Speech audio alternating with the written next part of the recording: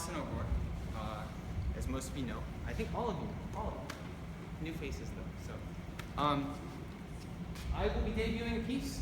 It's called Memory Aberration, Misty Gradient Between Them. And it's a whole concept piece about memories. And,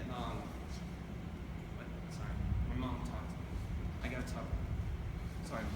Sorry, Mom.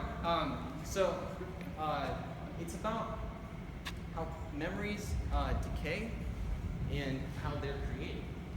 And the whole piece is kind of an examination of how rooms technically have a memory. And that memory is what we call reverb. So I'll show you right now how this room is going to remember my cloud. So that very short decay, that trail, is its memory. And I'm playing with that idea with this piece. So I specifically wrote this piece for the physics of this room, which sounded a lot more intense, but all it entailed was figuring out how long the room was this way and how long it was that way, and what notes sound best at that length. And I'm not going to dumb you guys down with the physics. There's a lot of physics. So ultimately, for those of you that really like music, G is the key that sounds best in here. And my favorite chord in there, whatever, is E minor. So you're really going to hear me hit those chords. Just going to say. Without further ado, I'm going to get into the piece, and I'll talk more about the metaphors that you're going to hear. Is that cool?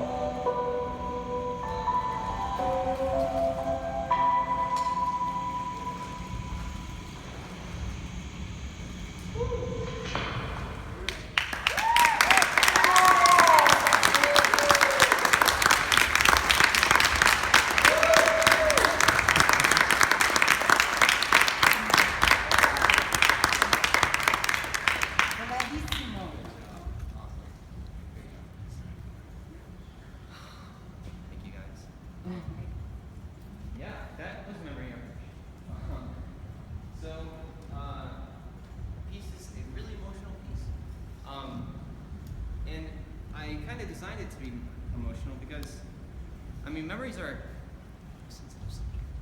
Just because, like, when you start to realize you're not remembering everything, it's kind of like, but it's not that sad. I mean, it gets sad when you're really old. Sorry. But I'm just going to walk you through some of the metaphors of the piece. So, as I'm sure you heard, there was a lot of tape. So, with a lot of these amps, they're running tape decks. And they're specifically like portable tape decks. And I did that, the source for all those sounds were my memories. I know that sounds really weird, but I designed the piece so that the director, which is me in this case, or anybody who tags on to like play this piece, has to put themselves emotionally in it. So the score says there's for the 3 tapes. One of the tapes is a recording of one of their favorite places they've been, just like of silence, just them sitting in there. And the one you heard when the violin started playing, this awesome aquarium I went to each week, senior year. It was really cool. Really good memory for me. So it's in it now. For everybody who recorded it, that's permanently ingrained. And it's really cool that my memories are now a part of your memories. And that's what this piece is about. And so I chose tape because tape is surprisingly organic.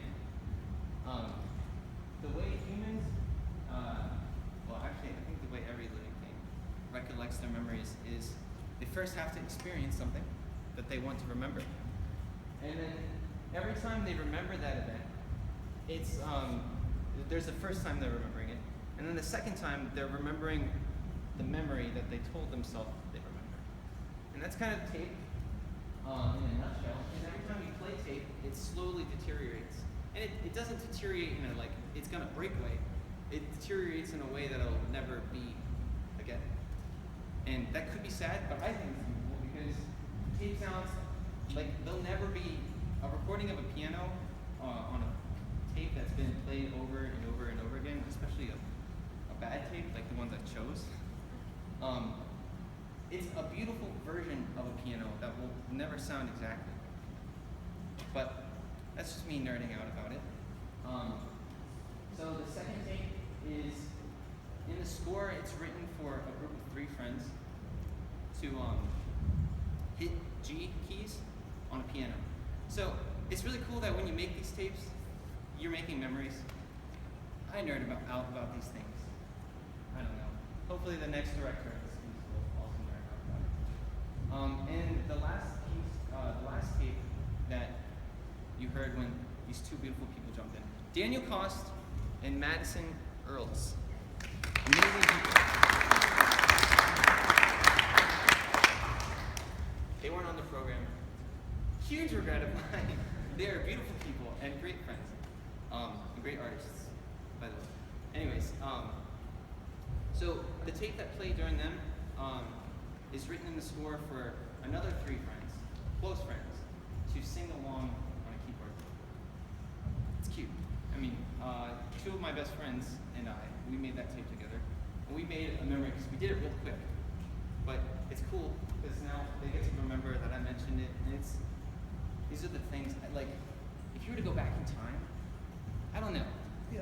Science fiction films, this is like, if you guys like science fiction, anyways, but yeah, so,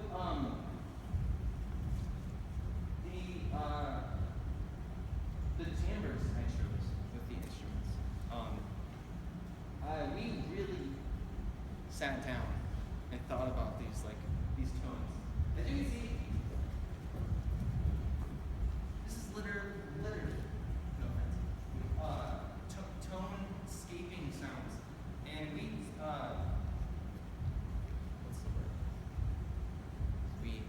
built tones that would match this room pretty well, and that would play off the reverberation of this room. So that's why a lot of the tones were pretty reverby. But yeah. This isn't the first time a piece has been written for a room. When I onset to do this project, because this is my senior seminar project. I was like, oh, I'm gonna write a piece for a room. Nobody's done that. I mean, people have done that. It ages back to the good old Gregorian chants. And this doesn't come anywhere near to those. I'm getting a smile. No, I'm just waiting for a date. Oh, I'm not going to give a date because there's a lot of people that would have no idea. I know. Yeah. But this is a combination of your composition, your performance, your history, and your theory. Oh. Well, a long time ago. Let's say, Jesus Christ. In the year 400. But on till the 90s, just for the record, 1990s, people still did this. 2016, people still did this. With movements that Mark Snyder now have. What? Deep listening, to name a few. There's something else I wanted to go into. Yeah. The splash scene, that was a kind of a request of my classmates to incorporate the water in a better way. I was hoping it'd be a little louder of a splash, but it's not heavy enough. So it's still in there too. I'm gonna get that. But yeah, that's my piece. This is the debut of it. Questions? Oh, please ask me questions. Yes. How? Well, Can you repeat the question? What? Repeat the question. Oh, how did we practice for this room? Well, it was a lot of calculating. So today was our first time in the room playing the music. But when I came here for some of the, just getting in the room and like doing some samples of what the fundamental pitch of the room is. So if you just sit in silence, there's certain sounds you hear. So many sounds that I had to ignore, but because we were gonna mask all of them because of how loud we were gonna be. So like really practice for this, I just had a plan. So like plan for what notes composition-wise would sound best in the room. So rolling dice is the answer. Any other questions? What's up? So you said it's G is the fundamental? Yeah, well that's what resonates the most. Is there a particular G? A super low G that we can't hear. But I picked the fourth partial to use as the resonator. So that's what that low G that you heard from the bass and Winston with the octave pedal. But I think E sounds the best. I don't know why. Nerding out, but any other questions? Oh yeah, what's up? Does the pitch change if something perform it in a different place? Yes. Like, No, I didn't. I wrote that specifically as a testament to where we are all right now. So it's like every time the piece is performed. The funny thing about physics, the fact that the key's in G doesn't actually make that big of a difference. So I was doing a lot of research physics-wise, like, oh, what are some cool techniques I can use? So many of the walls I got to were, oh, that's something we all already do in the first place because we play these instruments. So something in electronic music like ring mod, that was a technique I was thinking about using before I knew it was called ring mod to the physics, or like, okay, in the electronic music world and the physics world, none of the terms match except for like beats and certain things. But ring mod was something that wouldn't have sounded so good in this piece. Infiltration. That was something I researched up until the point where I was like, this is just filtration. And I don't know if you know what that is, but that's like vowel sounds with your mouth. Super nerdy. I selected some of the natural sounds to use in the piece. Pretty weird. I also want to thank you all for coming out. This was supposed to be on April 9th, and there was a big scheduling situation. So we had, I think I got word out to people that it was going to be on the 7th, at most 3 days ago. So everybody who's here heard about it in the last 3 days, which is amazing. I can't thank you all enough. Are there any more questions?